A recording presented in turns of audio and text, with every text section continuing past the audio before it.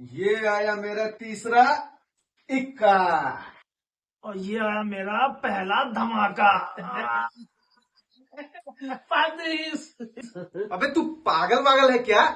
साले जब मन किया जहां मन किया पाद देता है। अबे तो क्या हो गया, एक नेचुरल सा प्रोसेस ही तो है। और तू भी तो इतनी जोर से छींकता है, पूरा घर हिला कर देता है। हम तो कभी कुछ नहीं कहते।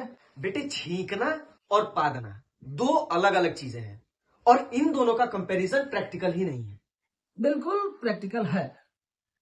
साइंटिफिक रिसर्च के अकॉर्डिंग पादना एक नेचुरल और हेल्दी प्रोसेस है बॉडी से गैस को एक्सपेल करने का। सो ही कैन पाद any time anywhere. Keep playing. अब तू फालतू की लॉजिकल डिबेट कर रहा है, समझा? शुरू किसने की?